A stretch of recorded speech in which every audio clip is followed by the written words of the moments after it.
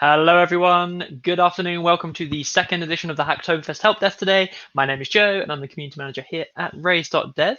We are back for another special guest episode, and I will introduce our guest very shortly. But before that, what is the show? For those of you who are new, what are we doing here? What are you hoping to get out of today? This, as I said, is the Hacktoberfest Help Desk. We are here to help you land your contributions this Hacktoberfest, this October. And we are here 3 times a day with a bunch of super special guests talking about all manners of things around open source, around technology. At this point, we've kind of morphed into like a developer variety show, and I'm very here for it. So we've got this is our second show of the day. We've got one more show later on. I'll run you through the schedule for today and the rest of the week at the end of the episode. But first, if you do have a question and there's anything we can help you with, you can pop that in the chat anytime. You can also submit those questions in advance to our help desk at raise.dev/Hacktoberfest. How this works is when you submit a question, we review those, find questions that are a great fit for our guests, send them over to them, let you know when we're going to be answering your question. And if you can't make it to the show live, we'll send you the recording.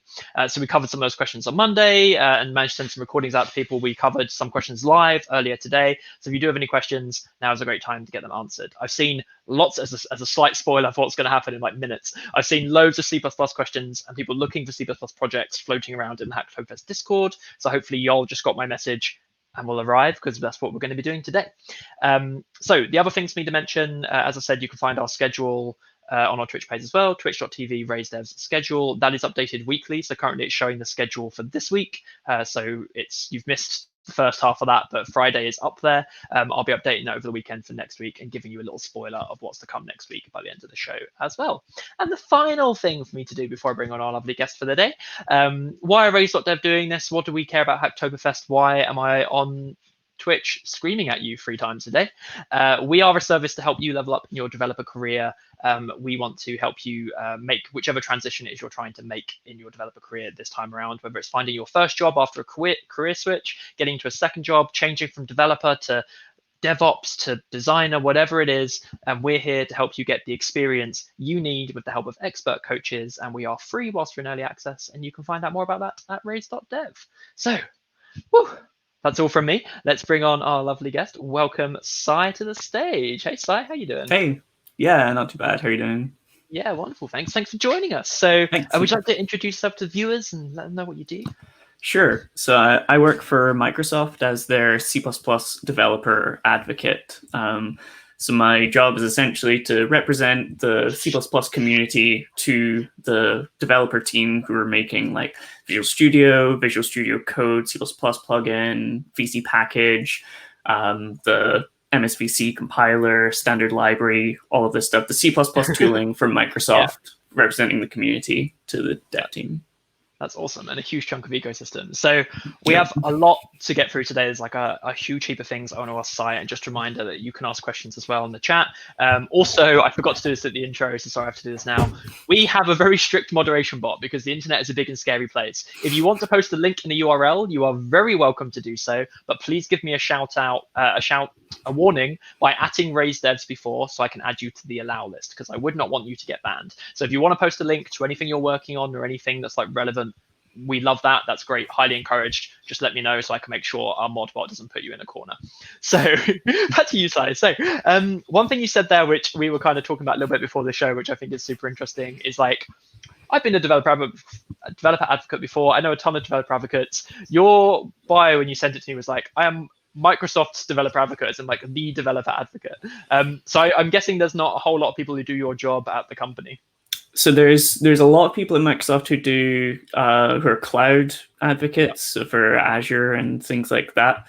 I'm the only one who's focused on just C++. Right. As far as I know, I'm the only one just focused on C++ in the world, which is kind of cool. Like there's other companies who have developer advocates who do, like C++ tooling and Swift and things like that. But I'm the only one who just focuses on C++.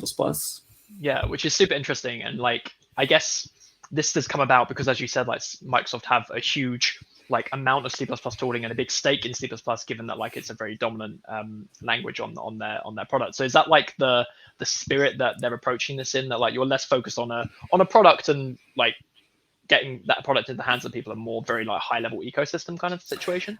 Yeah, it's very much like I mean the C++ community, although it's been around for decades at this point is the largest it's ever been. So the standards committee is seeing the highest volume of papers being submitted, the highest volume of attendees. Right. There's more conferences popping up every year. There's online communities which are growing and growing. So it's like the whole language is the whole ecosystem and community has been given a massive breath of life in the last few years, 5 years or so, I'd say.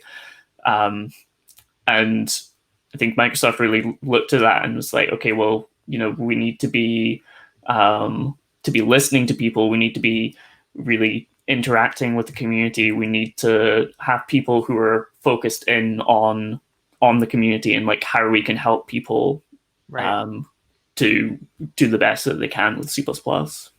That's awesome. So I guess so for folks who are watching, I know there's lots of, so a big part of our aim here on this show is to help people kind of like get their start in their careers and their developer careers. And that's also like a thing a lot of people get from Hacktoberfest.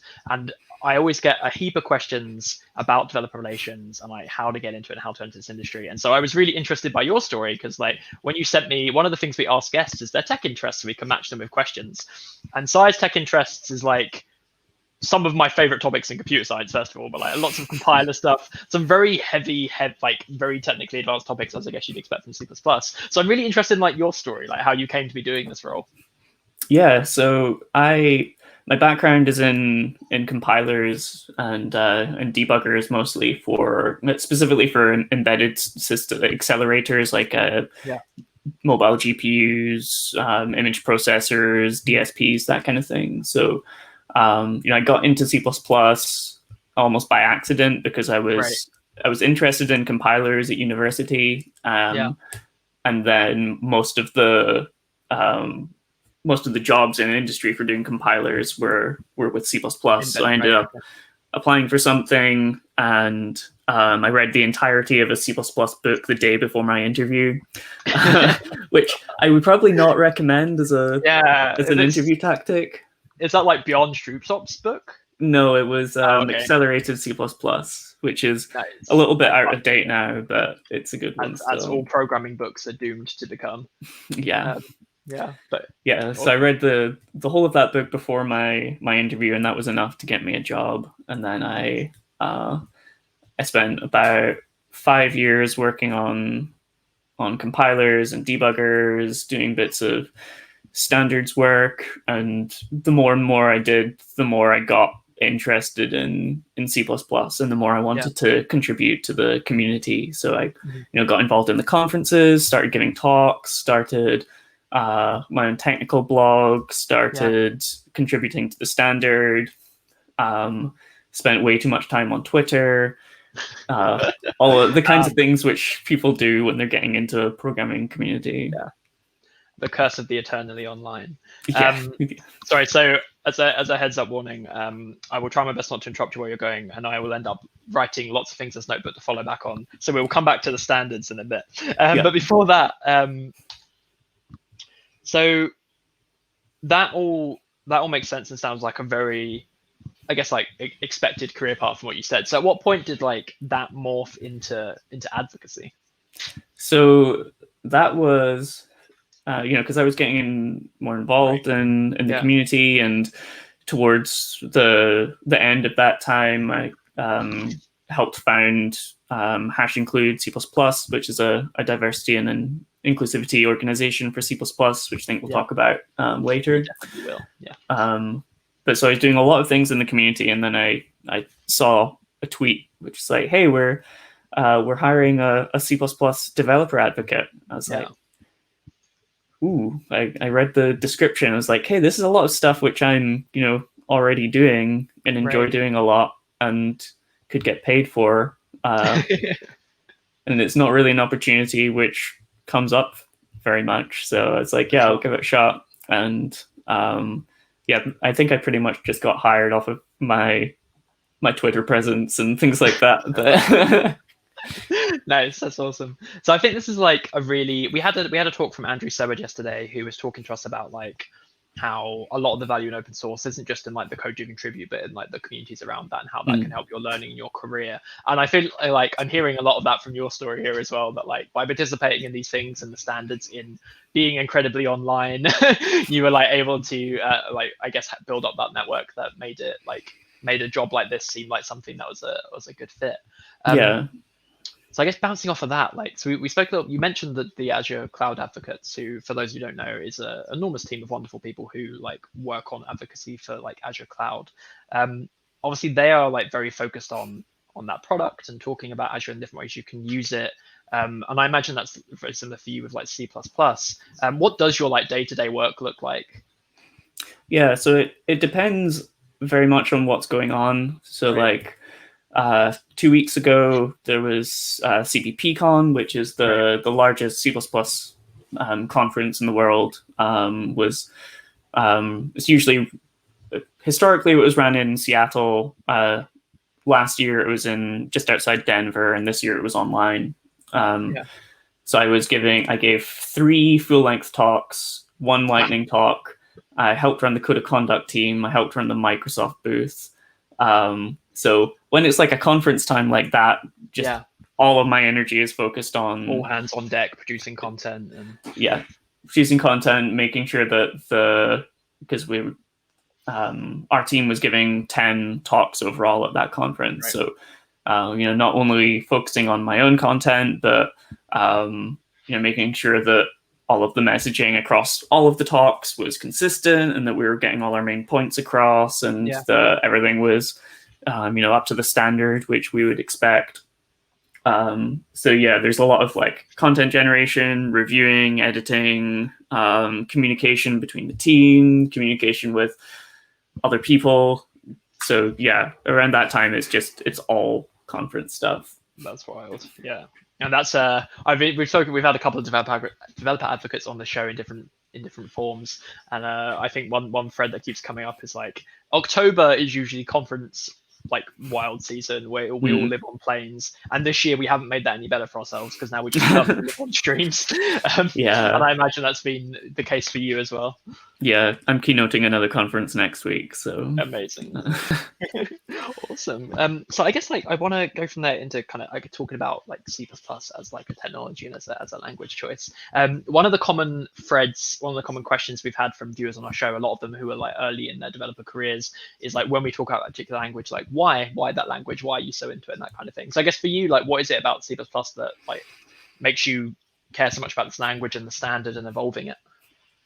So like I said, as I've always been interested in compilers and in like low-level systems programming in general, C++ lends itself very well to that area as a language which allows you to really focus in on performance and like memory layout and things like that. But then, as well as the low level, it lets you build really expressive abstractions on top of all of this. So you can write really, really fast code, but also write code at the level of your intent, as long as you build the correct expressive abstractions. But not only that, because the minute you said that, I remembered. So I'm a Haskell idiot, and I remember the story I heard a long time ago about the many different levels of type level programming you can do in C++, which maybe we'll take a tour through that in a bit. But sorry, I completely interrupted you. Some of the like some of the type level stuff, like compile time meta programming and things like that, was one of my original really deep rabbit holes in C++. Just going deep into like what ridiculous things can we do with C++ templates, and turns out you can do some absurd things. So that we will have to circle back and explain that for the audience. But not only does it give you the performance and also the abstraction generating capabilities, but it's a language which has so much history, but is still trying to be modern and still trying to cater to developers who are coming from other languages. And but in order to do that, we have to drag all this history along with us. So like developing a language which is a couple of decades old and trying to haul it into modernity without breaking anything is like a really fascinating both technological and sociological issue. Like how do you balance the needs of this entire ecosystem, which is, you know, across like video games and finance and embedded programming and just like all over the shop. How do you do that whilst trying to build a better language? It's a really interesting problem. To some extent, like I almost feel like to a large, and I imagine it's true. Like I imagine we have a lot of web programmers in our audience who, for like, I feel like the JavaScript ecosystem, which obviously a lot of is like a lot of what people are talking about nowadays.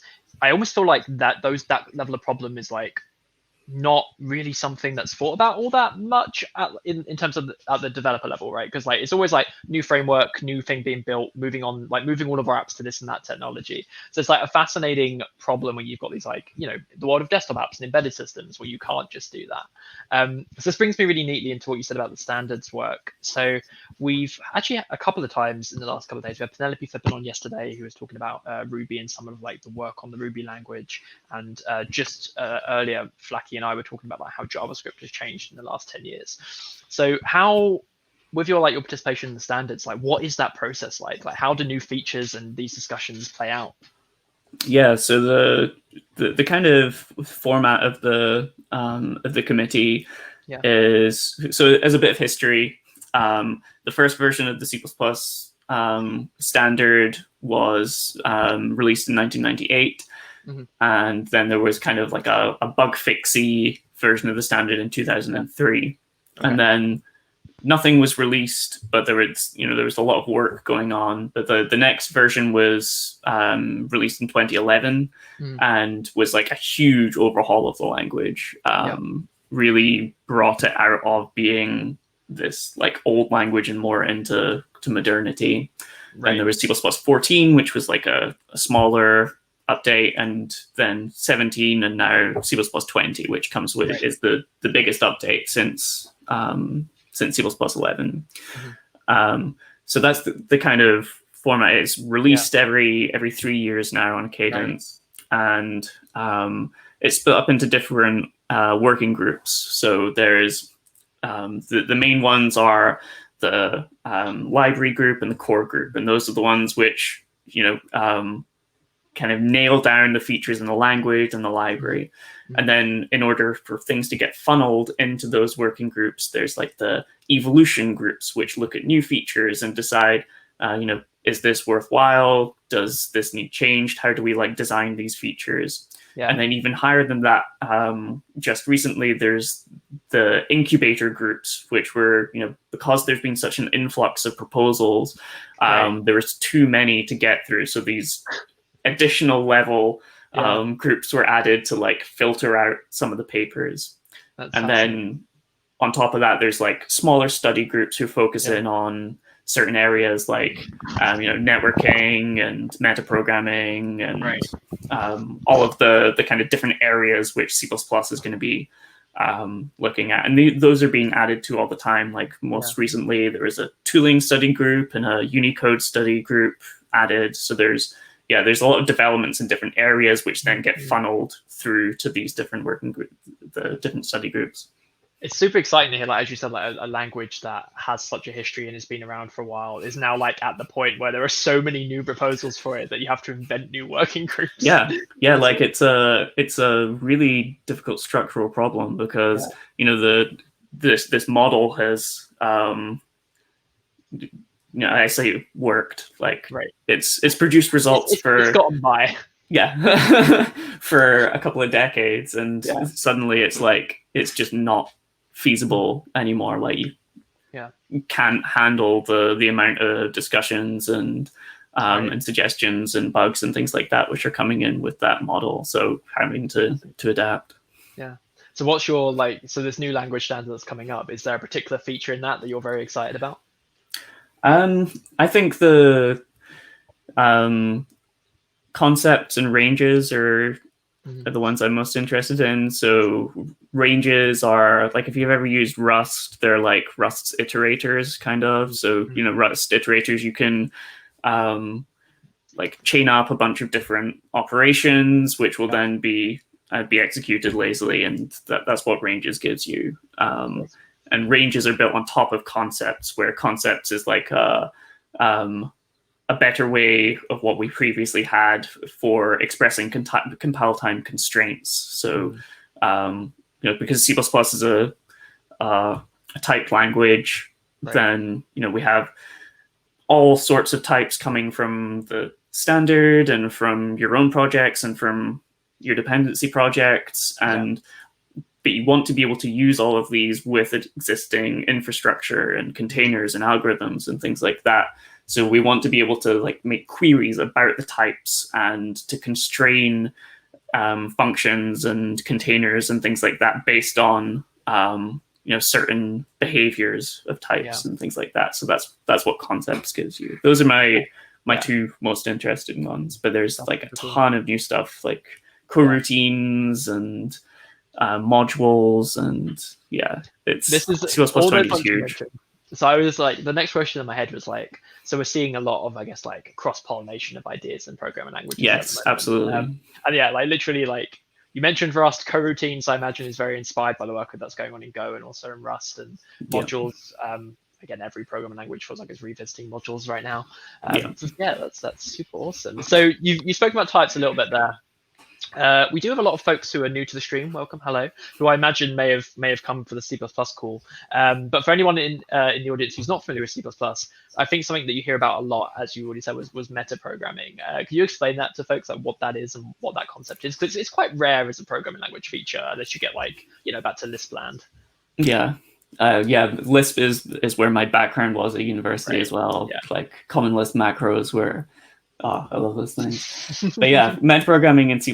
So it really depends on like where you're coming from, because metaprogramming in C++98 is very different from metaprogramming in C++11 and very different from C++20. But the basic idea is writing programs which execute at compile time. And they, depending on what you're using for, they might compute a new type, or they might compute some result, which you can then use in your program. So like an example of a very simple meta program is a meta function which takes a type and adds a const qualifier to that type. That's an example of what's called a meta function. And the basic idea is that this enables you to programmatically generate large parts of your program without having to do like text manipulation or having to write your own code generators or anything like that. Awesome. And then we've had in C++98, this was all based on types. Like you would write templates, and you would use a bunch of ridiculous syntax and magic in order to generate whatever you wanted. Whereas now we've been extending the language so that you can essentially use normal C++ code and just say, okay, I want to execute this bit at compile time. And so that's continuing to be evolved to the point where we can now, I think C++20 added the ability to have compile time strings and compile time dynamic arrays. So like allocating memory at compile time, which is kind of interesting. And kind of terrifying. It comes with real issues because, with a programming language like C++, where you have like undefined behavior, you can't have undefined behavior at compile time. It's not good. So there has to be a bunch of rules which say what you can do at compile time and what you can't do and things like that. So at the point you were talking about code generation and giving some examples of places that's used, one of our viewers, Skywolf, said or writing Alexa, and that's definitely like the context in which I've encountered metaprogramming has been in like compilers and tool chains. So I guess this is like part of why it's useful in that industry. Yeah, I think as far as like building compilers and things like that go, for like parsing, one of the main libraries which people have historically used is this thing called Boost Spirit, which is essentially an embedded domain-specific language for building parsers, and it's implemented inside the type system in C++.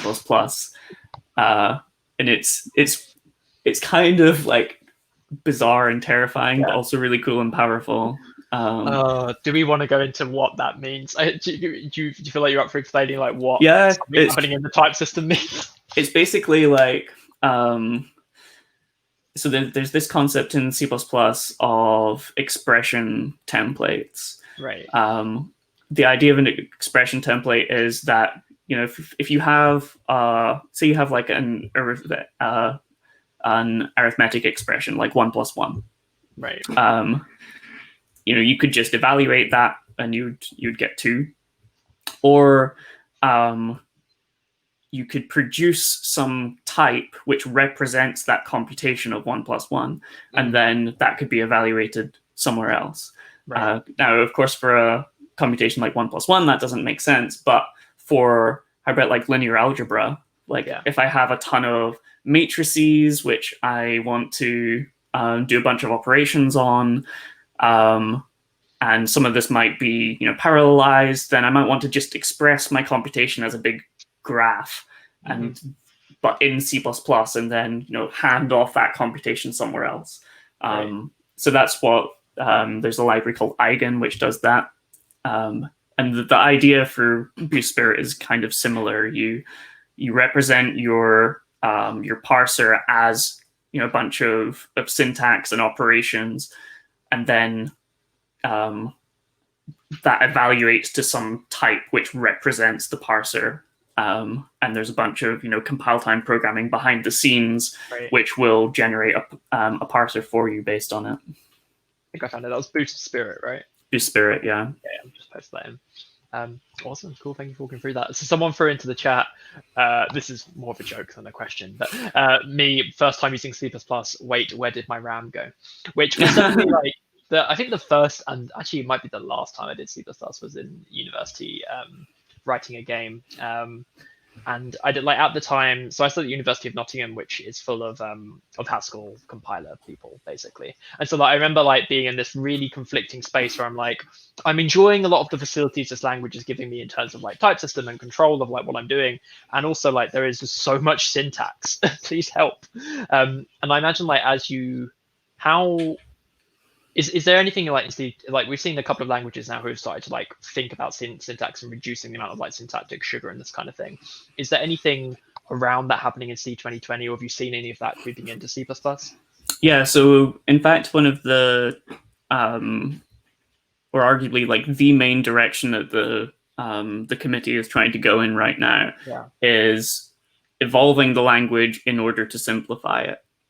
So since we have all this history and everything like that, that's difficult. And usually you end up having to add something which actually simplifies a lot of code. But that's the area we're really trying to explore right now. It's taking things which we currently express in C++ in some convoluted way and giving you a better way of expressing it. Hopefully, therefore, reducing the amount of stuff which you need to know and making it easier for someone to access, this style of programming or this, this facility of the language. Yeah, awesome. Cool. So I would love to move into one of the big sets of questions I've seen. We've had a lot, and also I've seen a lot in Hacked Hope Test Discord. Is I'm a C++ programmer trying to find something to contribute to or a project to work on as my open source contributions. Do you have any recommendations of good projects that welcoming to new contributors or good starting points? So I think one thing you can do is that if you're looking for just a good selection of open source C++ libraries, one thing is to go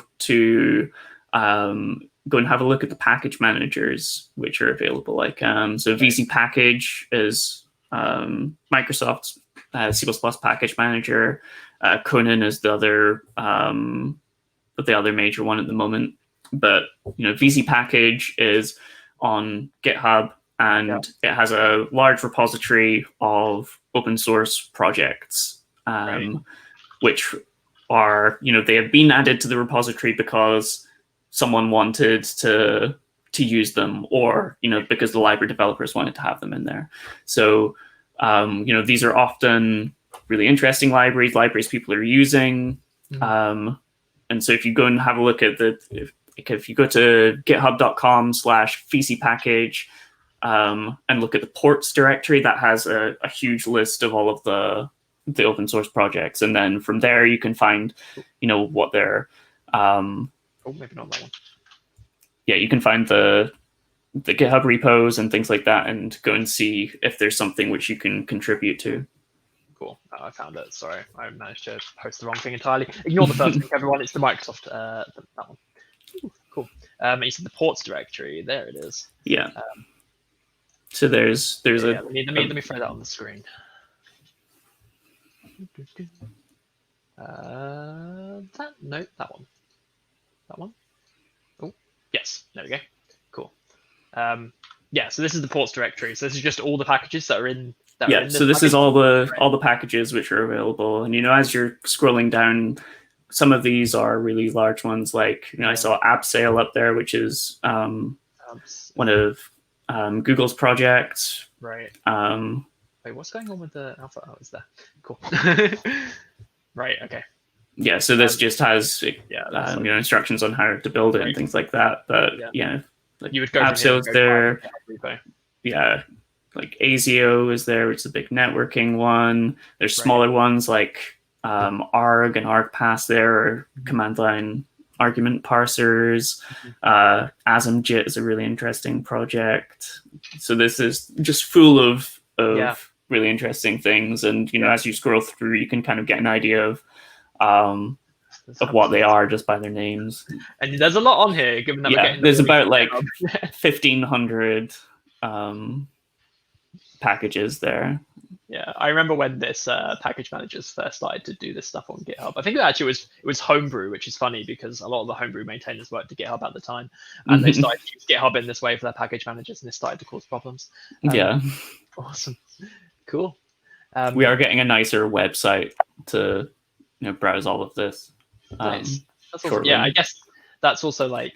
So I posted the Conan site as well there. Is there like?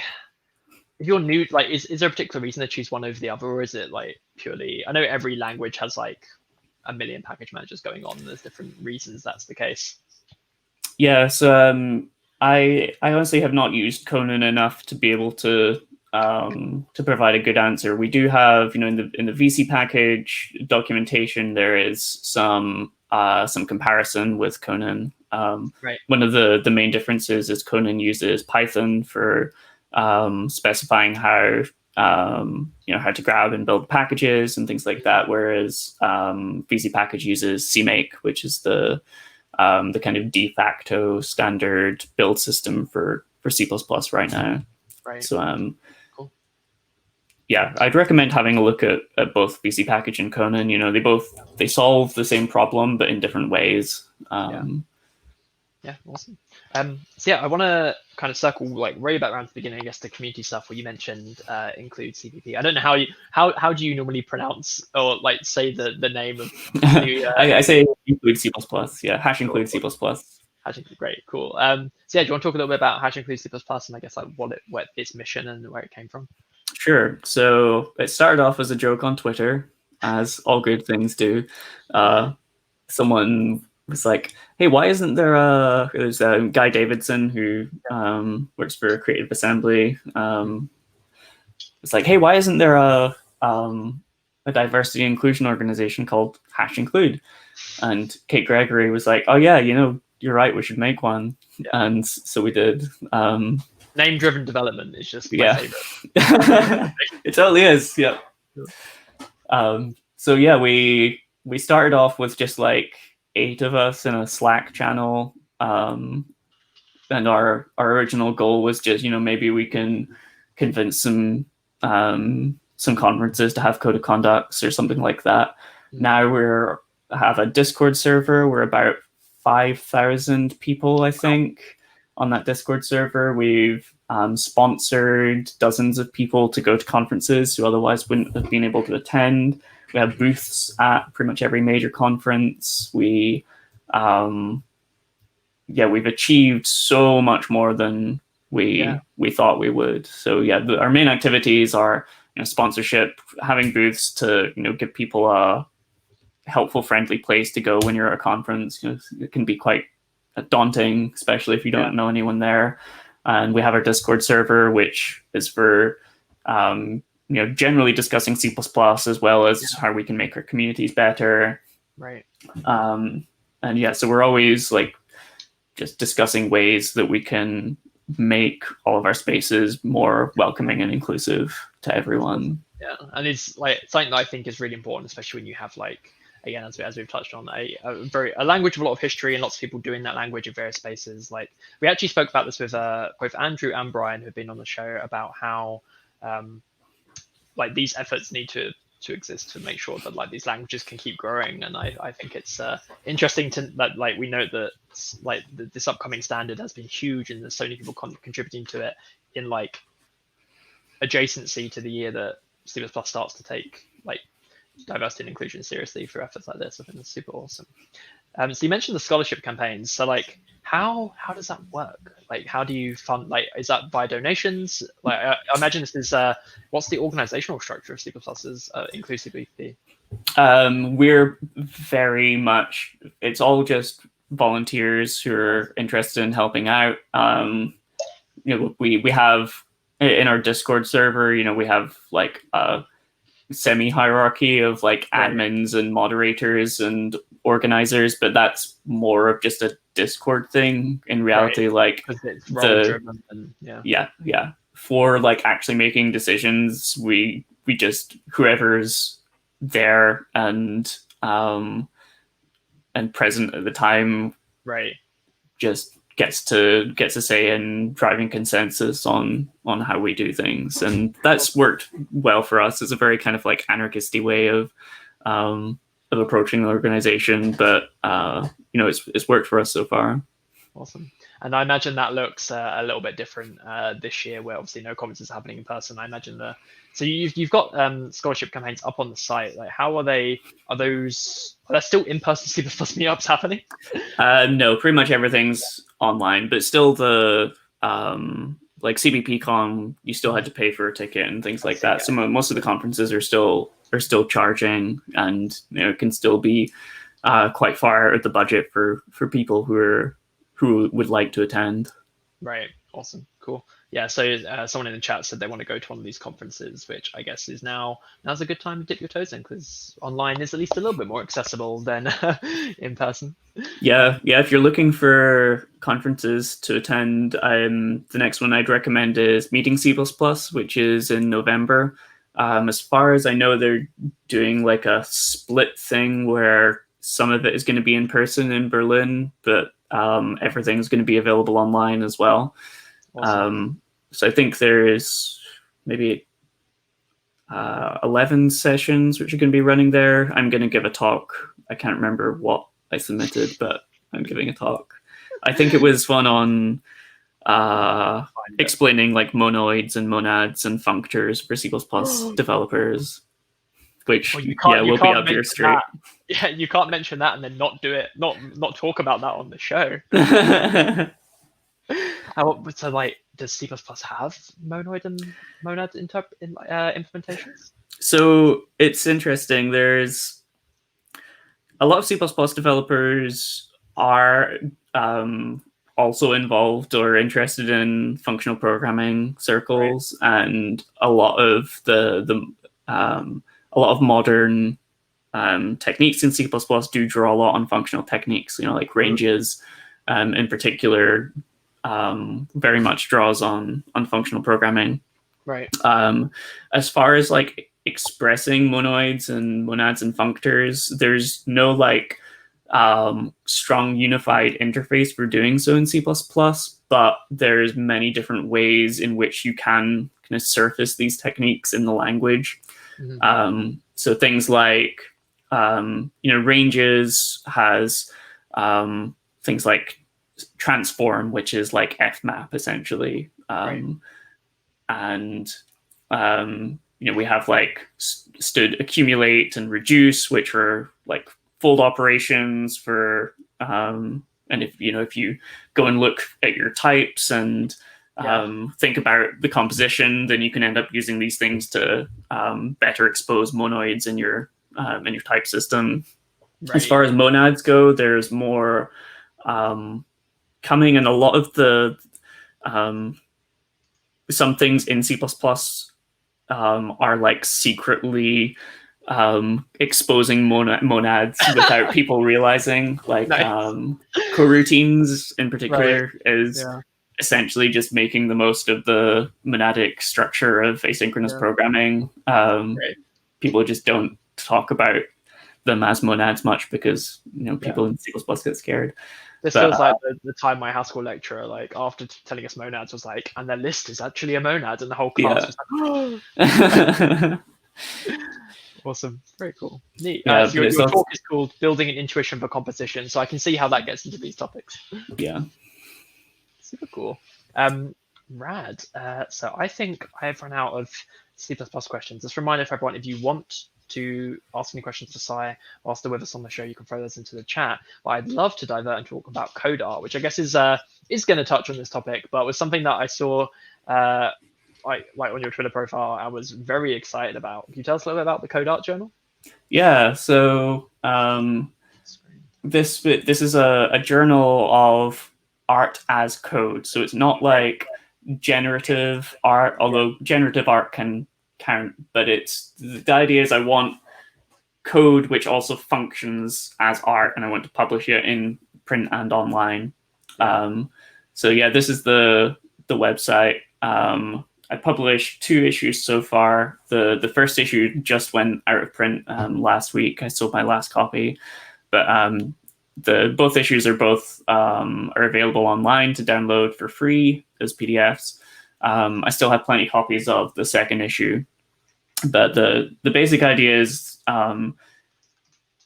you see a lot of people talk about coding and programming as a creative art form, and I was like, it would be interesting to explore that more, more intentionally.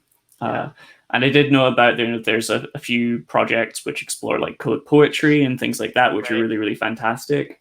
I wanted to look a little bit more broader. As long as you can say like, this is code in some way, and it's also art in some way, then I want to like explore that space. And so many of the submissions which I got were, things which I didn't expect at all. Like I got a submission which encoded a chapter of Ulysses using like mixed media and collage and stuff, which is so cool. And ranges from things like that to like, here's a program which prints out its own code and is in the shape of something. So it's a real range of everything. I think I saw a tweet that was like, the unexpected consequences of printing the Code Art Journal was like it put some pattern out on the paper when it came out in print. Yeah. Do you mind, like, I know the PDF's free on the site. Do you mind? You can go ahead and open it up. Yeah, this is from the most recent issue, which released in June or July. Right. So I'm hoping to release a new issue in December. Cool. I've been a little bit behind because things life 2020. Yeah. But I think technically my submissions are closed, but I'd be very happy to receive some more. I think I don't have quite enough for a new issue yet. Right. How many do you look for? This is 24 pages, I guess. Yeah, it was mostly just like I wanted to get like a good group of submissions. This one, I really liked all of these ones. These are programs which are written in Swift, but function kind of like poetry. Right. So is this image that one that is called Flowpath? It's interpreted programming language which takes in this as input, which is kind of cool. I can't remember how it works, but it's yeah, I thought it definitely fulfilled. It's both. Yeah, it's beautiful to look at, and I can't remember what this program does. I think it prints out hello world or hello or something. But yeah, it's really cool. amazing. And the first issue or issue 0, there was a program which printed out hello world in this language called folders, which the input for the program is your directory structure.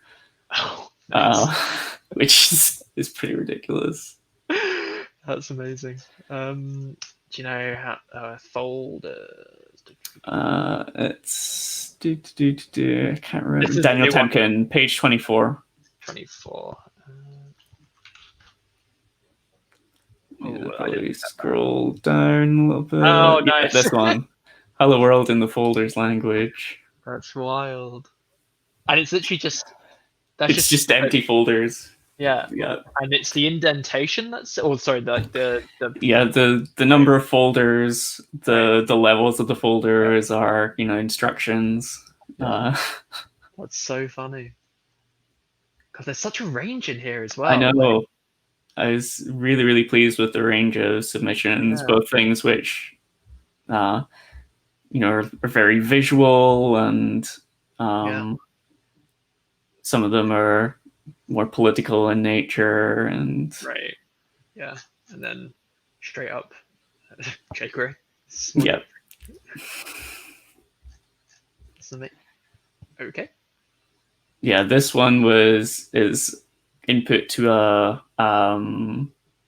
text-to-speech device, which is expressed in XML, and you have to decorate with all of these like speeds and pauses in order to get the kind of intonations which you're trying to express.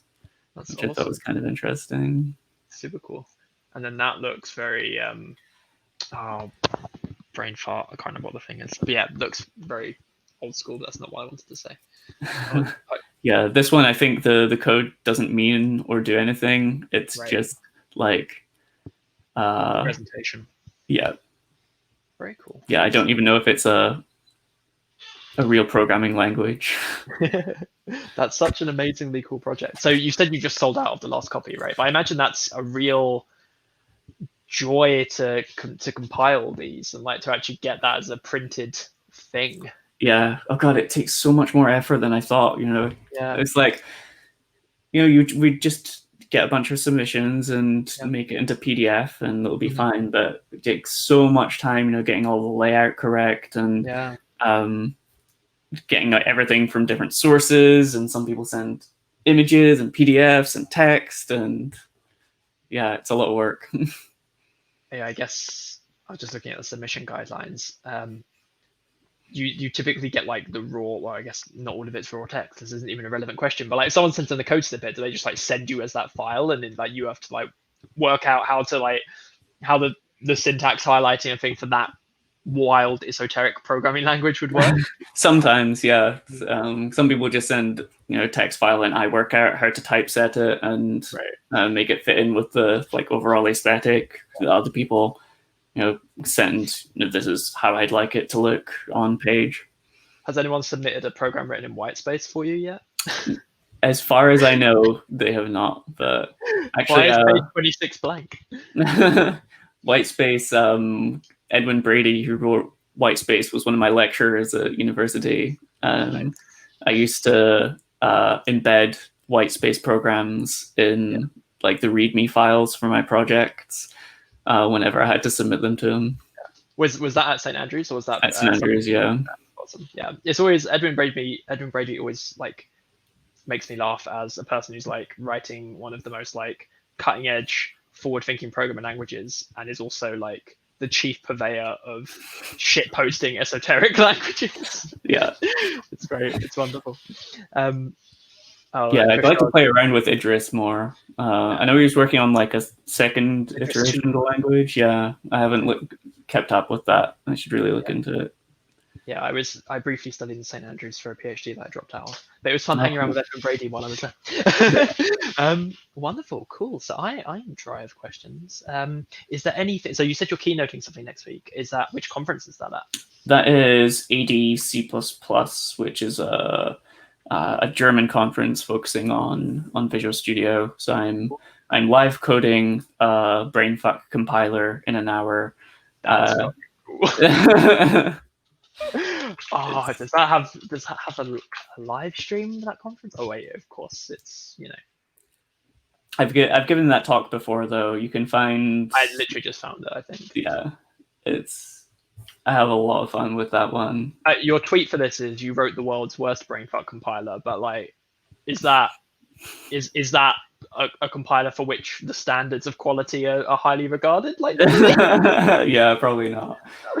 But yeah, it's like I start off with a blank editor, and I end up with Brainfuck to x64 compiler, which works and runs on both Windows and Linux, and has a additional C++ dependency all in an hour. Last time I think I did it in 45 minutes.